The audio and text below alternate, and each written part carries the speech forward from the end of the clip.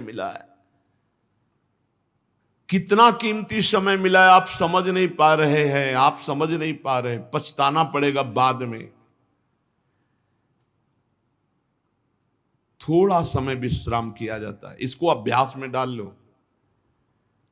कई वर्ष हो गए मध्याह्न में विश्राम नहीं, नींद का नहीं, थोड़ा शरीर स्वस्थ होने का, लेट जाना फिर बैठ जाना, फिर टहलना, फिर लेट जाना बैठ जाना, नींद का नहीं।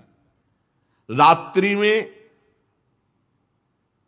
4 घंटे इसको लेटने के लिए देते हैं बस, बीमार स्थिति में। शायद बीमारी ना होती तो पद्मासन में इसको हम विश्राम देते, पर अब पद्मासन लगा नहीं सकते। शरीर सुख आराम त्याग किए बिना भगवत मार्ग में कोई भी विजितात्मा नहीं हो सकता। रगड़ो, इस शरीर को रगड़ो, हाथ में माला है या काउंटर है, टहल रहे हैं, जब नींद आ रही टहल रहे हैं, सिर्फ 4-5 घंटे शयन के लिए दीजिए। क्या कर पाओगे आगे? यही अवस्थाएं हैं, नवयुवक अवस्था। इसी पर विजय प्राप्त करो, नींद आदि पर, भोजन पर, नींद पर। जानबूझकर 1-2 दिन भोजन छोड़कर भजन पड़े नहीं रहना, कोई जान न पावे कि आप भोजन नहीं किए। पूरी दिनचर्या ज्यों की त्यों होनी चाहिए। जिद्दी स्वभाव, परमार्थ के पथिक का जिद्दी स्वभाव, आराम त्यागी स्वभाव। और शरीर को जैसा बना लो प्रभु वैसे ही है, इसमें जड़ है, कोई अंतर नहीं पड़ता है। रात में सो, दिन में 4 घंटा सोने का अभ्यास बना लो, दिन में सोते रहो। अभ्यास है, चाहे जगने का बना लो चाहे सोने का। आधा आधा कवल रोज बढ़ाते चले जाओ, भोजन आते फैलती चली जाएंगी। आधा आधा कवल रोज कम करते चले जाओ। 24 घंटे में 400 ग्राम अन्न से स्वस्थ शरीर का पोषण हो जाएगा और वो क्रियाशील रहेगा। 400 ग्राम अन्न से काहे को बर्बाद कर रहे हो? आते बढ़ाते चले जा रहे हो। इसको कम करो, कम करो। भोजन 400 ग्राम अन्न से काम चल जाएगा। जिसे भगवत प्राप्ति के बिना जिया नहीं जा रहा, तब भगवत प्राप्ति होती। ये शरीर सुख आराम के त्यागने की, हमें बहुत समय बर्बाद मत करो, समय बर्बाद मत। भोजन कर रहे हो, नाम जब चल रहा है, अंदर पद चल रहा है, कोई भी भोग तुम्हें नहीं फंसा सकता यदि भगवान नाम चल रहा है। समझ ही नहीं रहे, भगवान नाम नहीं जप करना, बस मन मानी आचरण करना है। बड़ी भारी आवश्यकता है शरीर सुख आराम के मिटाने की साधक को। जीवन भर इसी में लगे रहे, जीवन भर। जब से इस मार्ग में चले तो इसी पर है। नींद और भूख दो पर भारी प्रहार रहा है, नींद और भूख। वो भगवान की कृपा से ऐसा, अब तो बहुत भारी रोग से ग्रसित है, लेकिन पीछे मुरारी शरण आए और कहा अल्ट्रासाउंड कराने चलना है, डॉक्टर ने बोला है तो आज कुछ खाना नहीं। हम कहा आज की बात कर रहे हो? 3-4 दिन से कुछ नहीं गया। जब डॉक्टर वहां देखा तो बोला बाबा पानी पे रहते हो क्या? जो वैसे किया, जानबूझ करके मधुकरी नहीं जाना, 3-4 दिन नहीं पाना। अब देखते हैं भजन कैसे होता है। और यह अभ्यास बचपन से, भूखे रह करके, सर्दी में, गर्मी में, बीमारी में, हर स्थिति में भजन नहीं छूटना, दिनचर्या नहीं छूटनी। शयन में जो तुम्हें सुख मिलता है वो तमोगुणी नींद का है। जागृत होकर भजन में अगर समय व्यतीत कर दो, हाँ, जीवन आनंद में। शरीर सुख आराम को नष्ट करने की जरूरत है साधक को। दिन में सोना बंद करो। जो रात्रि में जगते हैं वो सो सकते हैं आधा टाइम, आधा टाइम सोने का टाइम 4 घंटे, तो 2 घंटे विश्राम कर लो। और रात्रि में ऐसी सेवाएं करो कि 1-2 घंटा उसमें विश्राम कर लो, 4 घंटे से काम। और जो रात्रि में चैन से सोते हैं, दिन में मत सो। दिन में टहलो, माला लो और अपने ही कमरे में टहलो, बंद करके कमरा, अपने ही अंदर टहलो, खूब नाम जप करो, मंत्र जप करो। देखो कैसा आनंद आता है कि अरे तेरा समय जा रहा है, पता नहीं आगे कौन सा रोग आ जाएगा, कौन सी घटना घट जाएगी, तू भजन करने लायक रहे या ना रहे। आज भजन कर लेगा तो कल, बता रहे हैं ना, हर समय मन उत्साहित रहता है। तभी हम कह रहे हैं कि भजन करोगे तो मरते दम तक तुम्हारा उत्साह नष्ट नहीं होगा, उत्साह संपन्न। कितना आनंद रहता है। मन से भगवत आराधना शुरू हो जाती है, मन से पाठ शुरू हो जाता है, मन से परिक्रमा शुरू हो जाती है। हमें लगना है, आराम शब्द जीवन में नहीं। सीधी बात समझो, जब तक भगवत प्राप्ति नहीं तब तक आराम नहीं। राम काज कीन्हे बिनु मोहि कहां विश्राम। बिल्कुल जिद्दी स्वभाव बनाना पड़ेगा। शरीर, आलस्य, प्रमाद, भोग, नाना प्रकार की खान पान सामग्री, तो भगवान कहते फिर मेरी प्राप्ति के लिए विजितात्मा बनो। आराम है, राम काज कीन्हे बिनु मोहि कहां विश्राम। समुद्र पार कर रहे हैं, मैनाक जी प्रकट हो गए, थोड़ा विश्राम कर लो। बोले नहीं, राम काज कीन्हे बिनु मोहि कहां विश्राम। मोहि कहां विश्राम। सेवक सुख चाह मान भिखारी, व्यसनी धन शुभ गति व्यभिचारी, कभी नहीं। सर्वभूतात्म भूतात्मा, संपूर्ण प्राणियों के साथ आत्मवत व्यवहार करे, सब में मेरा प्रभु विराजमान है। जैसे हमारे किसी शरीर के अंग में चोट लग जाए तो हमें ही लगती है, ऐसे संपूर्ण चराचर जगत में जब हम किसी को दुखी देखे तो हमारा हृदय दुखी हो जाए। कैसे इसके दुख को, इसे सर्वभूतात्म भूतात्मा कहते हैं। जो योगी होता है वो सबको सुख पहुंचाने की चेष्टा करता है, किसी को भी दुखी देखकर उसका हृदय व्याकुल हो जाता है। साधन में स्वाभाविक प्रवृत्ति नहीं होती, लगाना पड़ता है, इसलिए उद्देश्य दृढ़ रखो। अब हमको इसी जन्म में भगवत प्राप्ति करनी है। हम प्रियालाल की शरण में हैं। हमारा एक एक मिनट बड़ा कीमती है। हर मिनट में, हर सेकंड में हमें नाम जप करना है और प्रभु के भरोसे रहना है।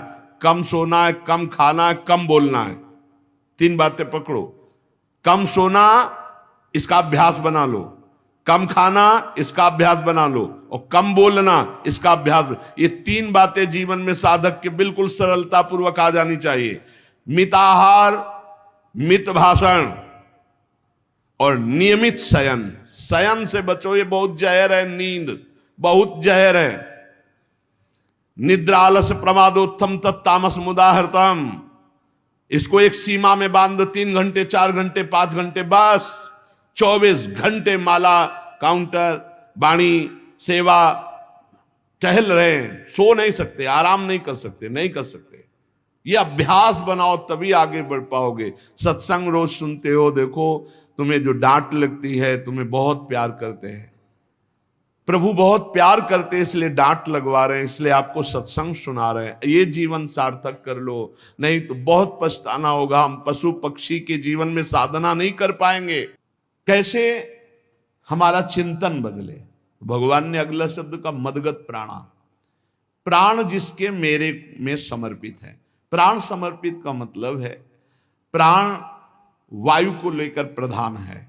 भोजन न मिले, जल न मिले तो भी हम जीवित रह सकते हैं काफी समय तक, क्योंकि प्राण वायु।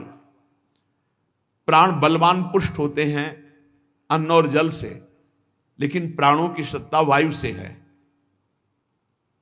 ये जो श्वास प्रश्वास है, भोजन हमें 4-6 दिन न मिले तो आराम से दिनचर्या चल सकती है। पानी 8-10 दिन न मिले तो भी दिनचर्या चल सकती है, ऐसा नहीं कि मर जाएंगे। लेकिन 2 मिनट वायु ना मिले तो मर जाएंगे। 2 मिनट वायु ना मिले तो प्राण नष्ट हो।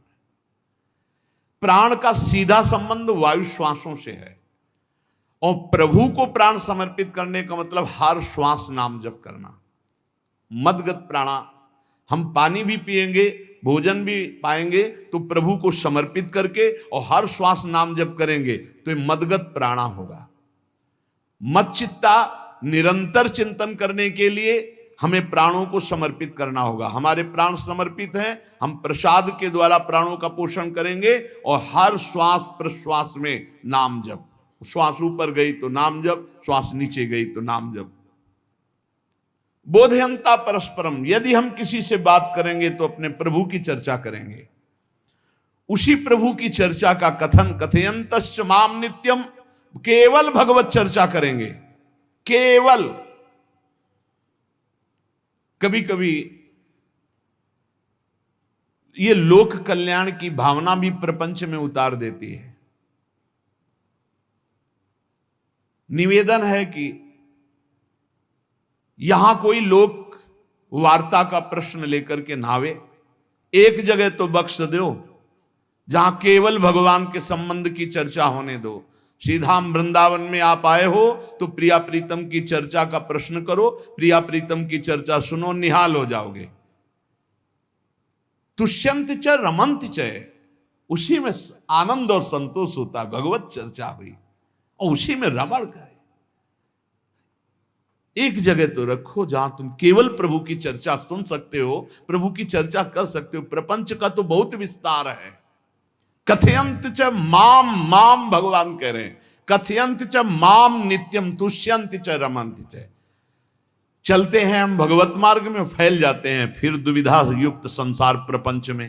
केवल भगवत चर्चा, कथयंत च माम, भगवान केवलम, केवल माम, मेरा, प्रियालाल किसी और कोई चर्चा नहीं। बार बार बोर्ड लगवा देते हैं, श्यामा श्याम की चर्चा के सिवा यहां कोई चर्चा न की जाए।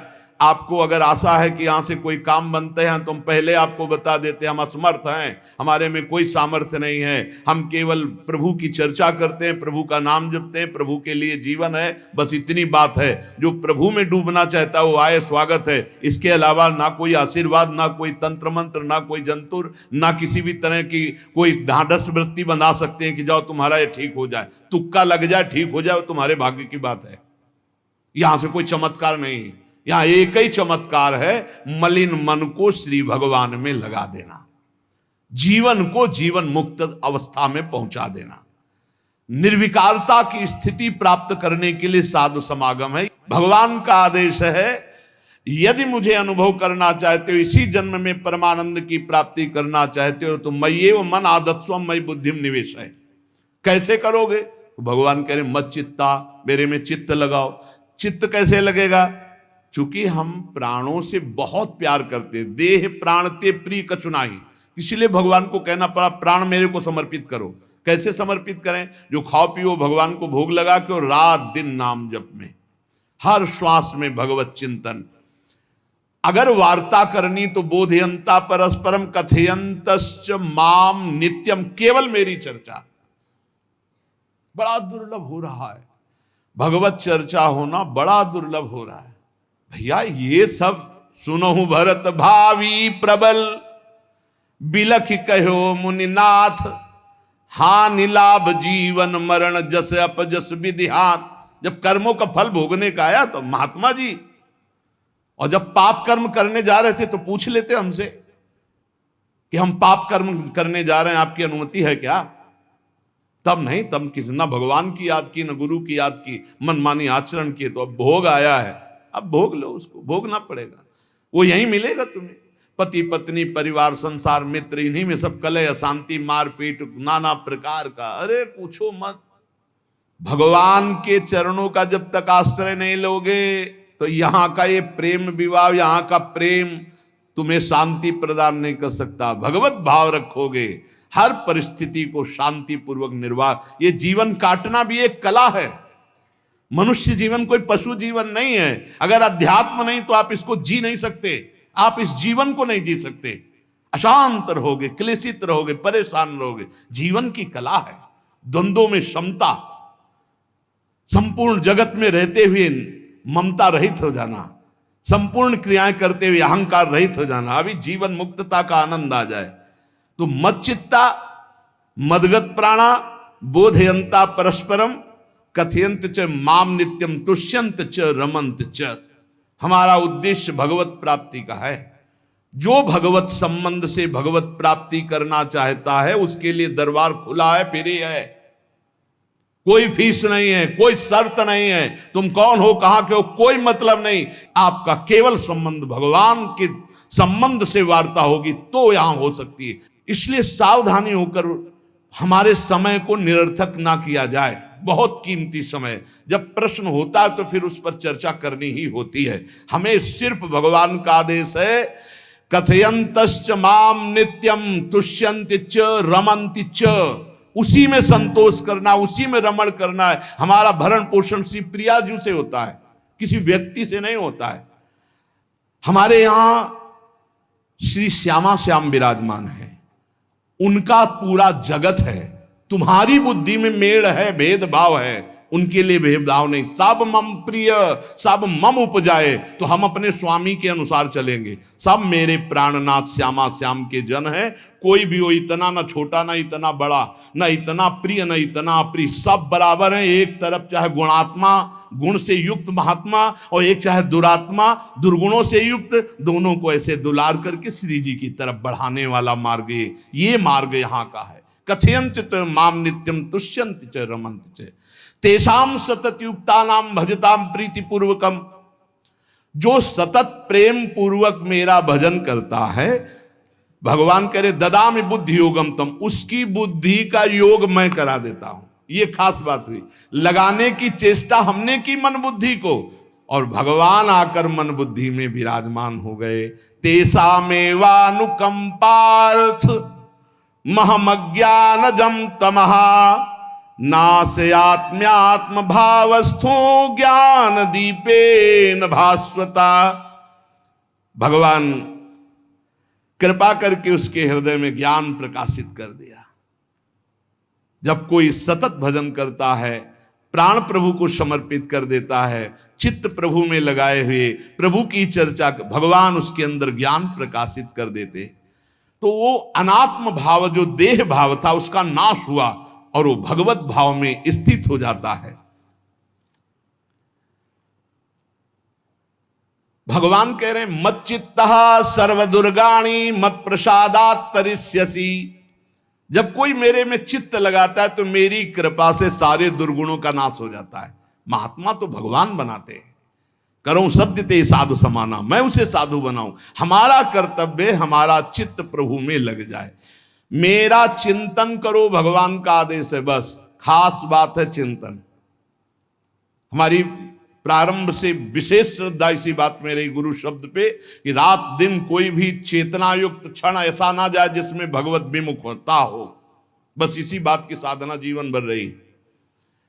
प्रारंभ में गुरुदेव ने कह दिया, जब तक चेतना है तुम्हारे में तो तुम्हारा जागृत अवस्था का चेतना युक्त एक भी क्षण व्यर्थ नहीं जाना चाहे। तो गुरु कृपा से यही प्रयास रहा है कि हमारा एक भी मिनट भगवान से विमुख न जाए।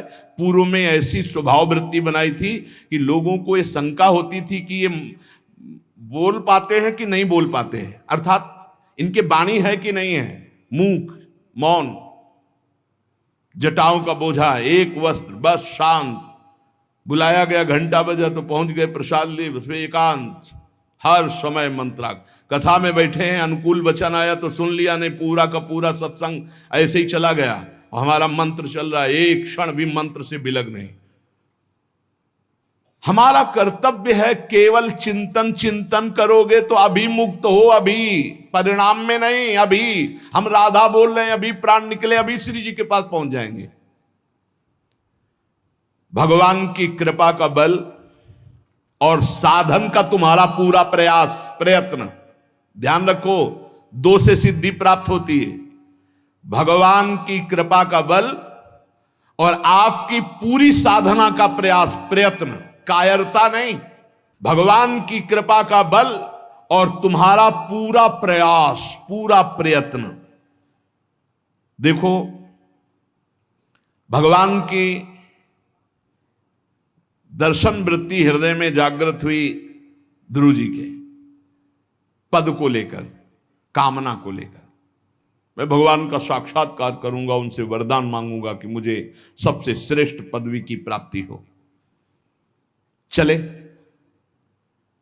भगवान नारद जी मिले। पहला प्रलोभन, चलो अभी तुम्हें इस सम्राट पद पर नकार दिया। फिर भय, सांप हैं, बीछी हैं, जंगल के बड़े, और फिर यक्ष राक्षस, न जाने कौन कौन है। तुम अभी बालक हो, तुम्हें खा जाएंगे, तुम क्या तपस्या करोगे, क्या भजन। नहीं, इससे भी नहीं टिके।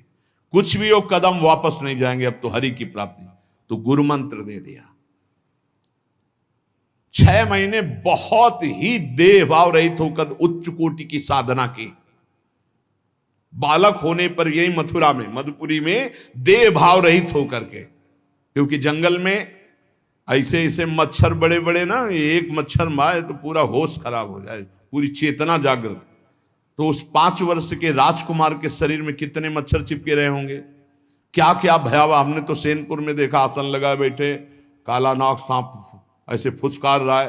पूरा दृढ़ निश्चय है कि अगर ये काटने का समय है तो काट लेगा, नहीं काटना तो बिल्कुल नहीं काटेगा, बैठे रहो। वो ऐसे पास से निकल गए, छाती से भी निकल गए हैं। निश्चय कि अगर काटना है काट। सैकड़ों बिच्छू, कभी ऐसे डंक नहीं मारा। और अगर काटना हो मारना हो ना तो बढ़िया महल में बैठे हो तो वहां जाके काट लेंगे। ध्रुव जी अपनी निष्ठा से कभी नहीं विचलित हुए। अब जब भगवान सामने आए तो आखिरकार 5 वर्ष के बालक घबरा गए। भगवान का तेज, भगवान का रूप, भगवान की महिमा। भगवान मुस्कुराए, कृपा दृष्टि से देखे, बल मिला, भगवान को देख पा रहे हैं। अब मन में आया कि मैं स्तुति कैसे करूं, क्योंकि कोई ज्ञान तो है नहीं। भजन किया, भगवान की प्राप्ति हो रही, लेकिन अब कोई ऐसा ज्ञान तो है नहीं जिससे भगवान का स्तवन करे। भगवान की तरफ देख करके कुछ कहना चाहते हैं, पर क्या भगवान को कहें ये ज्ञान नहीं।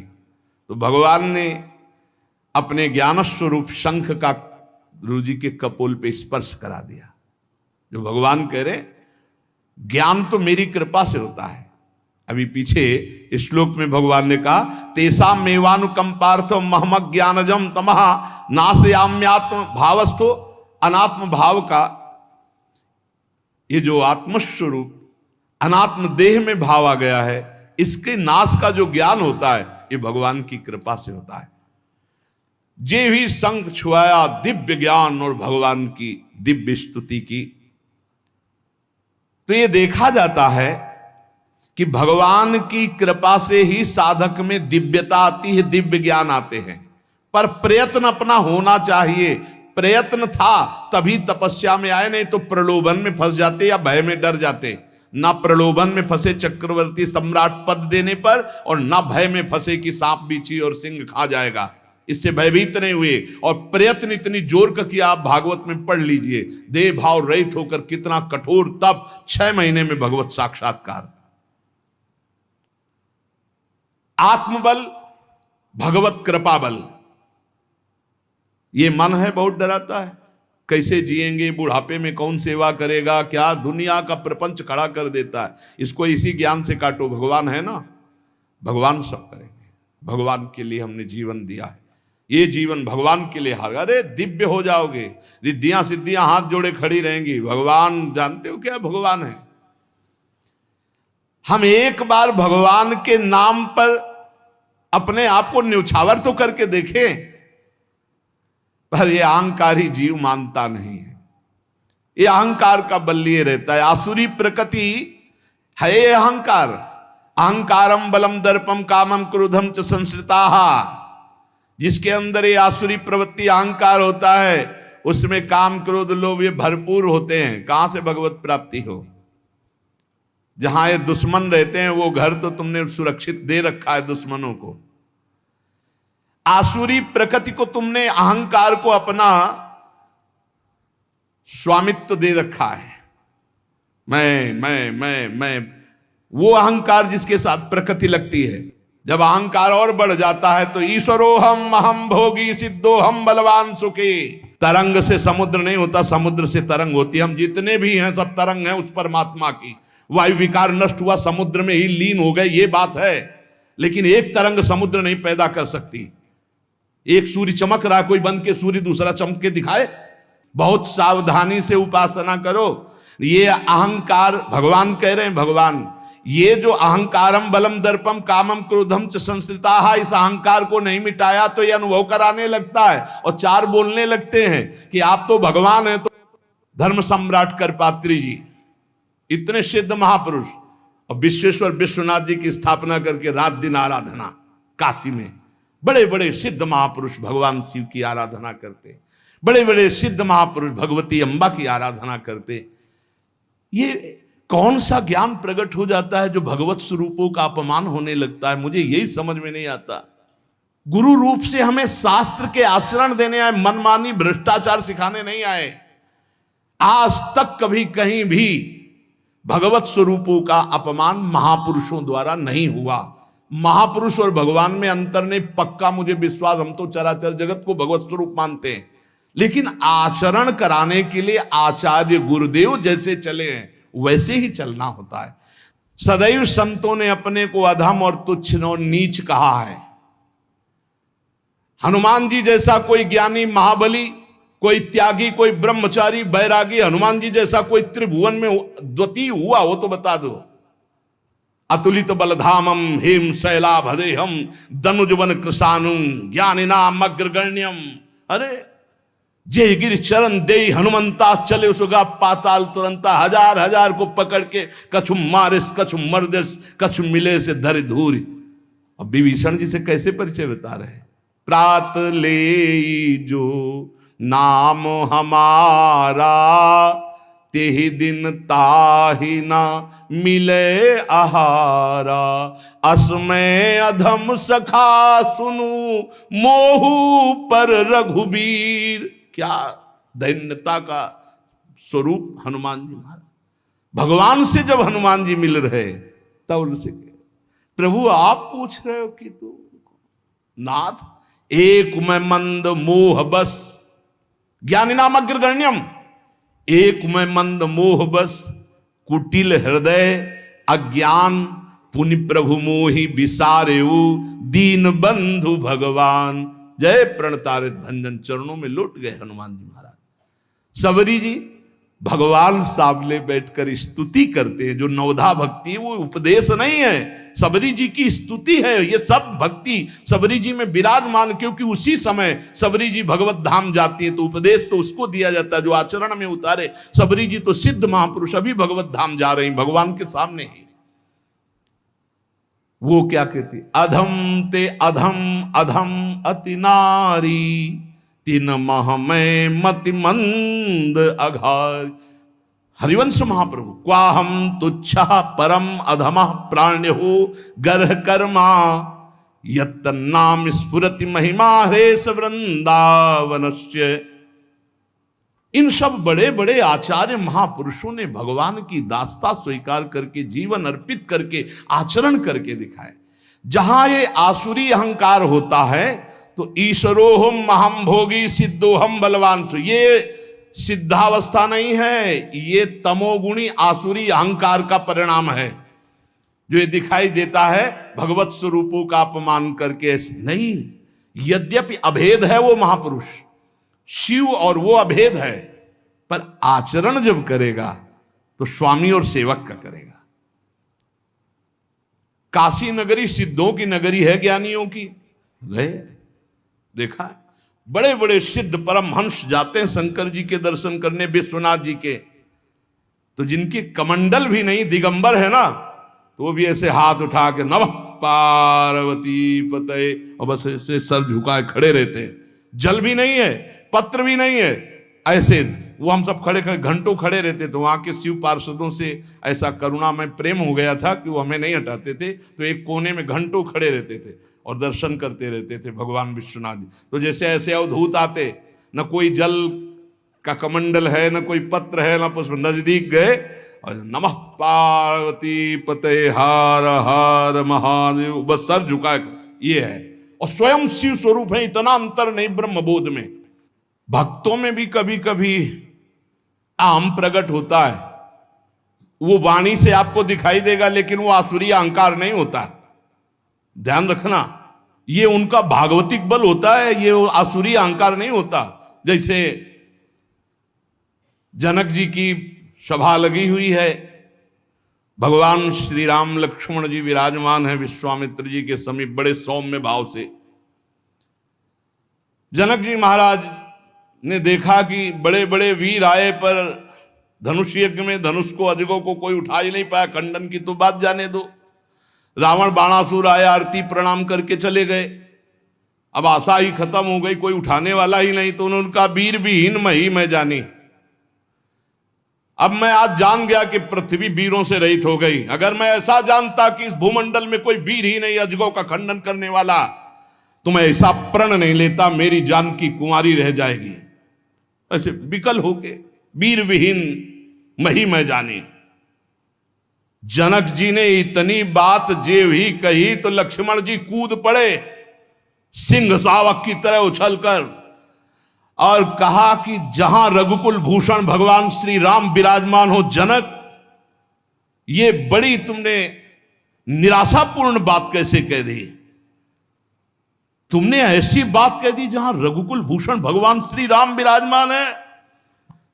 ताल ठोकी और कहा अगर इनका इशारा हो जाए, समझो, जो तुम्हारी अनुशासन पाओ, कंदुकियू ब्रह्मांड उठाओ, काचे घट जिमी डारों फोरी, सकऊं मेरु मूलक जिमी तोरी, कमल नाल जिमी चाप चढ़ाऊं, जो जन सत प्रमाण ले धाऊं। हे जनक, जहां रघुनाथ जी विराजमान होते वहां ऐसी बात नहीं कहते। तुमने ऐसी बात कैसे कह दी? अगर मेरे स्वामी का आदेश हो जाए अभी तो पूरे ब्रह्मांड को कच्चे घड़े की तरह तोड़ दूं। ये अजगौ पुराना 100 योजन एक बार में दौड़ते हुए जाऊं और इसको ऐसे कमल लाल की तरह तोड़ दूं, मेरे स्वामी का आदेश हो। यह अहंकार नहीं है। पहली बात कही, जो तुम्हार अनुशासन पावो, अगर मेरे प्रभु श्री राम की आज्ञा हो जाए। और लक्ष्मण जी ने एक बात और कही कि तोरों छत्रक दंड जिमि तव प्रताप बलनाथ। आज के बाद कभी धनुष स्पर्श नहीं करूंगा यदि मेरी बात झूठी हो जाए। आपके प्रताप से इसे बरसाती छत्ते की तरह तोड़ दूं इस अजगौ को, अगर आपका आदेश हो। तव प्रताप बलनाथ, यह अहंकार नहीं है, यह भक्त का भगवत प्रताप है। दशानन कह रहा है, अरे मुझे क्या भय, तेरी सभा में अगर कोई वीर हो तो मेरा पैर उठा दे। मैं राम जी का एक छोटा सा सेवक हूं, तू मेरे प्रभु को बार बार मनुष्य कह रहा है, मैं जिनका सेवक हूं। तेरी सभा में तू जो अपने सभा बलों के बल पर बलवान होकर कहता है कि ये सब आहार हैं, तो मैं उनका एक छोटा सा दूत हूं। अगर कोई मेरा पैर उठा दे तो जानकी जी को राम जी हार जाएंगे, वापस चले जाएंगे। राम प्रताप सुमिरपन रूपा। सभा में पैर हाहाकार मच गया। जब स्वयं दशानन उठा तो मारा घूसा, 4 मुकुट राम जी के चरणों में गए। राम जी के चरणों में झुक, तब तेर बचेगा, मेरे चरणों में झुकने से नहीं। कोई उठा नहीं पाया। ये अंगत का अहंकार नहीं, ये भक्त का भगवत प्रताप होता है। राम प्रताप सुमेरी पर्ण रूपा। राम प्रताप हरिवंश प्रताप ही जानत है, हरिवंश प्रबोध प्रमाणत है, हरिवंश सर्वस्व है तिनके, सुख संपत्ति दंपति जो जिनके। लक्ष्मण जी कह रहे, सकऊं मेरु मूलक जिमि तोरी। जैसे मूली तोड़ दिया जाता 4 लाख योजन का सोने का पहाड़ सुमेरु, ऐसे उखाड़ के तोड़ के फेंक दूं। भगवान अपार सामर्थ्यशाली, और जो भगवान में चित्त जोड़े अपार सामर्थ्यशाली। हम लोग कभी कभी अहंकार और प्रताप के भेद को नहीं समझ पाते। महापुरुषों में अहंकार नहीं होता, वो भगवत प्रताप होता है। जो आसुरी अहंकार है वो तो भगवान की शरणागति से नष्ट हो जाता है। भगवान का प्रताप भक्तों के जीवन में उदय होता है। भगवान बहुत कृपालु हैं, बड़ी करुणा की है। अपना मार्ग हमें देने के लिए सत्संग दे रहे हैं, कथन श्रवण का सौभाग्य मिला है।